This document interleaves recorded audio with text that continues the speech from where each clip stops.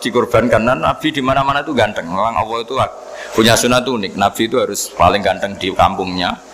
Nasabnya juga harus paling baik. Kabar-kabarnya juga istrinya harus paling cantik. Itu memang aturannya gitu. Nggak tahu saya.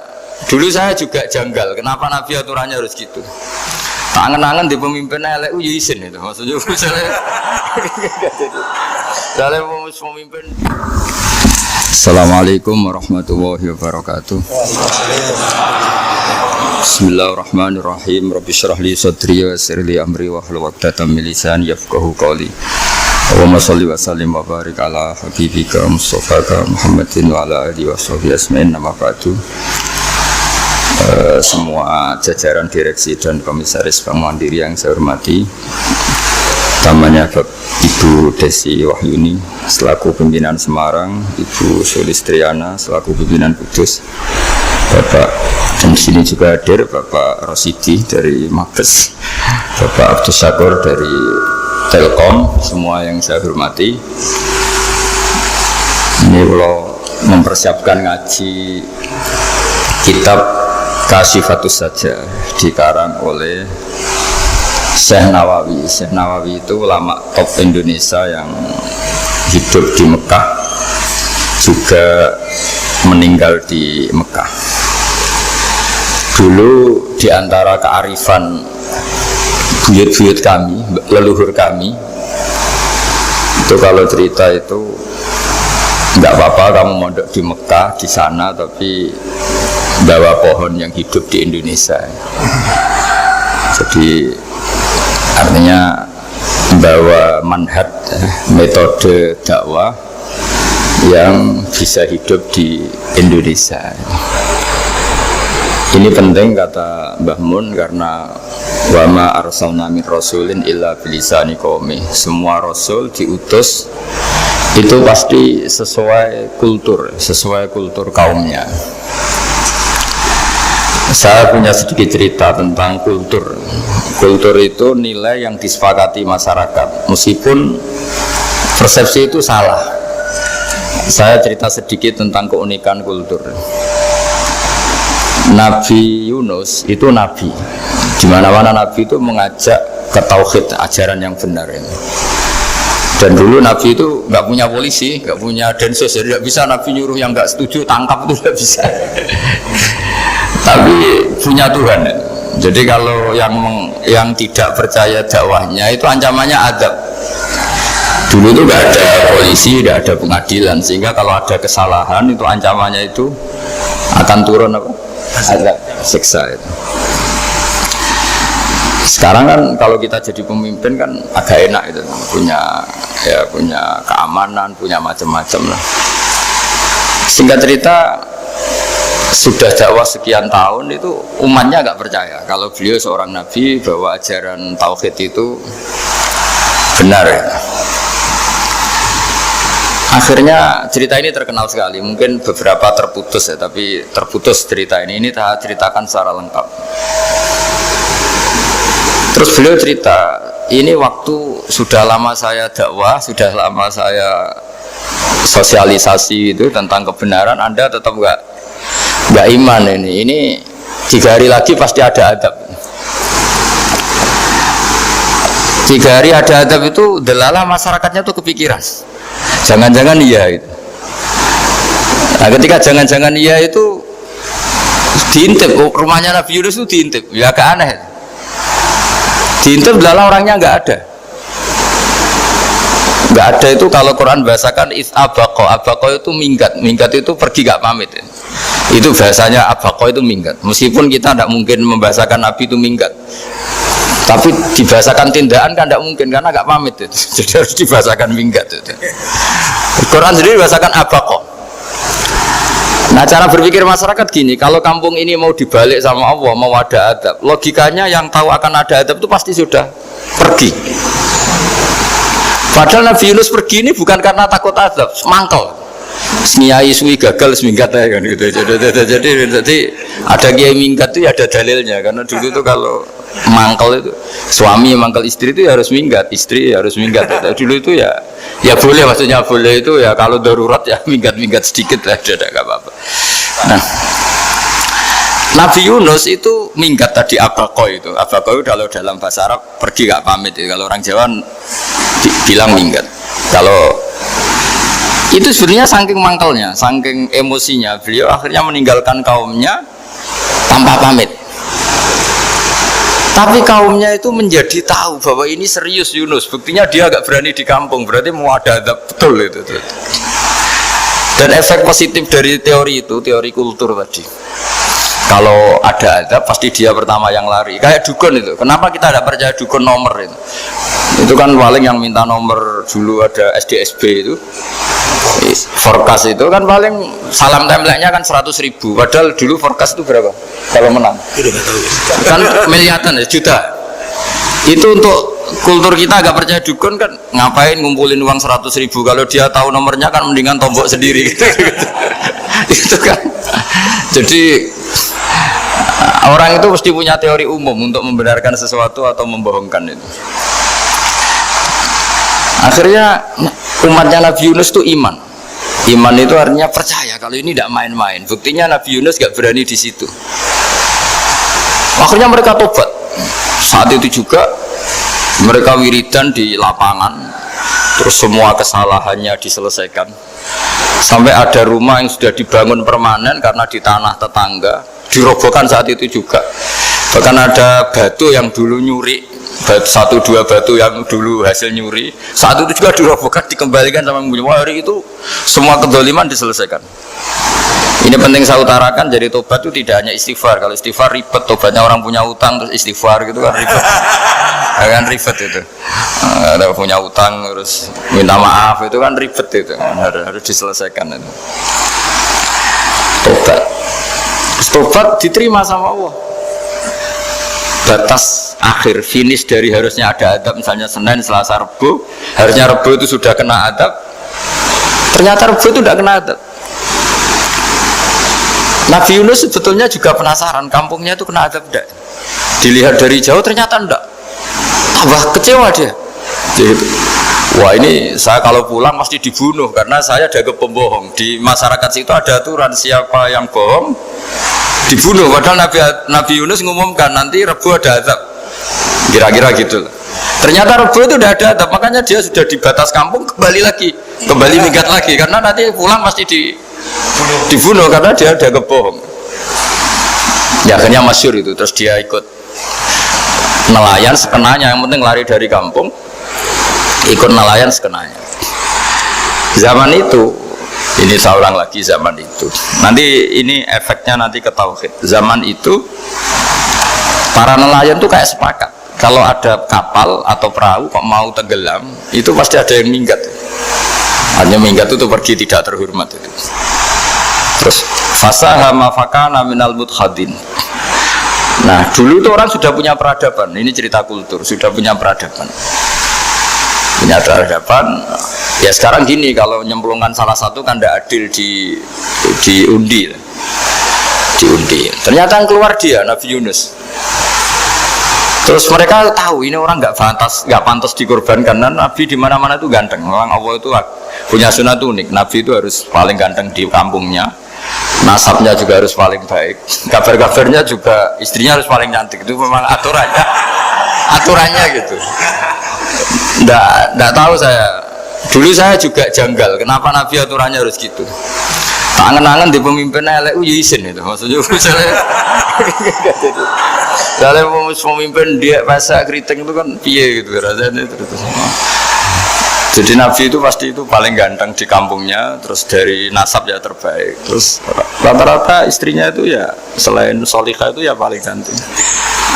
Karena ya dibully kan, sawar tidak jadi Nabi, bujane elek kan ya ribet kalau misalnya ada yang bully gitu kan juga ribet. Singkat cerita terus dia akhirnya ditenggelamkan,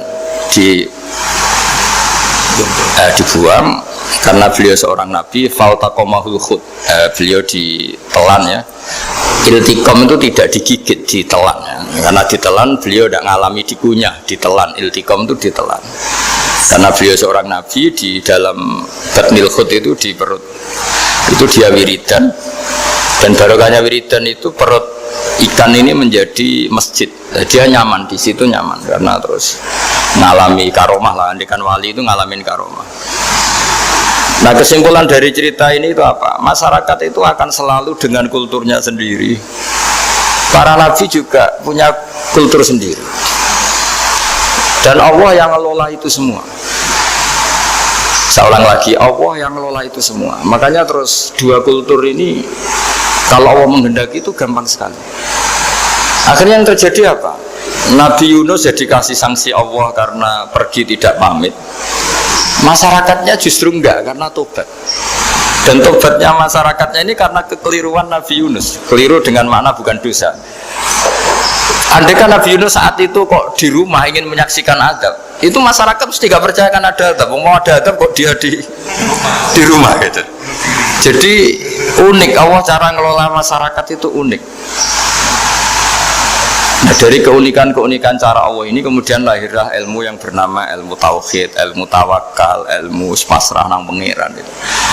Karena kemarin pas Pak Yusuf sama Bu Sulis sowan saya itu tak beri cerita, agama itu milik Allah. Sehingga teori yang dikatakan manusia itu ya teori saja, tetap semua itu di tangan Allah. Ya saya saat itu cerita, misalnya saya ditanya, ini besi, materi besi dengan kaca itu kuat mana? Mesti kita menjawab kuat besi. Tapi saya yang mengendalikan besi dan kaca. Ternyata saya punya merencanakan menghancurkan besi, menetapkan kaca ini tak simpan, akhirnya puluhan tahun. Yang ini saya rencanakan saya hancurkan gitu. Andai kan si yang menjawab tadi tahu rencana saya, mesti kuat bilang kuat kaca gitu. Kalau tahu. Makanya contoh paling gampang tadi, dinosaurus itu hewan paling kuat malah musnah itu. Pitik yang nggak kuat sampai sekarang gitu. Karena Allah bikin dinosaurus itu punya rencana dihancurkan itu. Sementara ayam enggak lah, gue rame-rame dunia gitu. Sehingga ya sudah. Nah, agama itu seperti itu. Agama itu sesuai rencana Tuhan. Sehingga ini cerita Nabi. Sehingga Nabi itu kadang nggak tahu bedanya antara sesuatu yang punya data, punya perangkat-perangkat untuk menuju A misalnya, itu nggak tahu bedanya. Jadi kalau Nabi ditanya misalnya gini, onta itu lahir dari betinanya, dari indukannya bisa, ya bisa. Lahir dari batu, jawabnya ya bisa. Kalau dia seorang Nabi pasti jawab bisa. Kalau Nabi loh ya, bukan direktur mandiri, Nabi itu pasti jawabnya bisa. Jadi kalau Nabi ditanya, mata air itu keluar dari bumi kedalaman 7 meter, bisa. Keluar dari sini, dari meja, jawabannya ya bisa. Karena Nabi itu saking dekatnya Allah, tahu betul bahwa perangkat di dunia ini tidak bisa mendikte Allah. Semua itu kehendak Allah. Logika yang terbangun Nabi itu sebenarnya gampang ya. Kalau kita teliti itu hanya gampang, itu sesuatu yang benar itu pasti bisa dijelaskan secara gampang. Nah ini ngaji tauhid biar tidak terlalu berteori terus. Karena kalau saya cerita uang pinter jenengan. Dan saya tidak ingin pinter tentang uang. Tak beri contoh. Nah ini supaya nanti kalau sampean suatu saat meninggal ketemu mungkar nakir itu tahu cara menghadapi. Nanti tak warai tekniknya. Tak warai tekniknya. Bocorannya tadi. Makanya ada cerita, agama ini baik sekali. Orang bocorkan ujian nasional itu kriminal, bisa ditangkap Parosidi. Tapi agama ini, pertanyaan mungkar nakir dibocorkan semua kiai, itu nggak ditangkap sama mungkar nakir. Harusnya kan rugi karena ini pertanyaan, tapi semua kiai kan sudah membocorkan. Nanti pertanyaannya di kuburan itu man rabbuka, Tuhanmu siapa, agamamu apa? Itu kan sudah dibocorkan, tapi itu nggak dianggap kriminal. Sementara kita sekolah SD, sekolah SMP bocorkan soal itu dianggap kriminal. Padahal harusnya boleh. Maksudnya kalau menuruti teori itu harusnya boleh kan? Mau pertanyaan mungkar nakir saja dibocorkan kan? Ada dasarnya. Ya tapi kan nggak ada itu. Harusnya boleh. Tapi kan terus jadi nggak ujian kalau apa? Kalau dibocorkan itu. Aneh agama ini begitu baik. Pertanyaan yang taruhannya surga neraka saja dibocorkan. Kurang apanya baiknya agama ini? Pertanyaan sepenting itu dibocorkan dan kiai-kiai nggak ditangkap sama mungkar nakir ya ada itu aja. Saya ulang lagi ya supaya kita ingat fitrah salimah. Soal Anda modern monggo lah, tapi saya sebagai kiai akan ngajari kalian tentang fitrah salimah. Jadi kalau kamu itu benar-benar beragama, ini misalnya kertas, ini lempengan baja. Kalau kamu beragama kalau ditanya kuat mana, ya terserah jenengan. Karena bisa saja kertas ini aku punya niat tak simpan di arsip nasional. Baja ini tak niatkan, tak luluhkan, tak hancurkan. Sehingga kalau kita ngomong ya secara materi harus ditambahi, secara materi kuat baja ya Allah. Tapi secara substansi jenengan ya terserah jenengan monggo. Nah, di sini yang mulai orang lupa itu karena selalu menjawab pasti kuat baja. Kata pasti ini yang akhirnya orang menghilangkan teori beragama. Berdasar logika aja. Berdasar logika. Nah akhirnya para nabi, para wali itu ditanya. Saya punya kitab karangannya Abdul Hamid, orang alim. Kitab itu dulu saya ngaji lama sekali sampai sekarang saya pelajarin. Manusia itu dijebak hukum adat, padahal adat itu ya tidak terlibat. Misalnya kalau ada telur jadi ayam normal gitu. Ya tadi indukan unta melahirkan unta normal itu, indukan sapi melahirkan sapi normal. Tapi kalau para nabi itu bilang ya nggak normal. Nggak normal artinya tetap ada kekuatan Tuhan. Indukan unta tahu apa tentang unta? Dia punya kekuatan apa? Bisa melahirkan unta, bisa menciptakan unta di perutnya, bisa ada jantungnya, ada paru-parunya, ada ususnya. Dia bisa apa? Di situ ada tangan Tuhan itu. Karena para nabi cara berpikir gitu, melihat tembok ya sama. Tembok sama indukan unta itu sama, sama-sama mungkin mengeluarkan unta. Sehingga ketika Nabi Soleh ditanya, bukti apa kekuasaan Tuhanmu? Apa bisa mengeluarkan unta dari batu besar ini? Jawabannya Nabi Soleh ya bisa, sebenarnya bisa. Dan mukjizatnya Nabi Soleh masyhur itu keluarlah unta dari batu. Karena secara teori ya tadi, coba unta indukan itu apa seorang profesor, apa seorang ilmuwan sehingga bisa menciptakan anaknya itu. Apa dia terlibat dalam menciptakan jantungnya, paru-parunya, ususnya? Kan enggak juga. Telur bisa apa coba? Gobloknya bukan main telur itu kan. Tapi bisa mengeluarkan ayam, dia bisa apa? Nah, para nabi, para wali itu tahu semuanya itu kekuasaannya Allah. Nah, kalau karena kekuasaan Allah bedanya apa dengan tembok? Makanya Nabi Muhammad ketika di padang pasir, semua sahabat bingung nggak ada air, ya Nabi santai aja.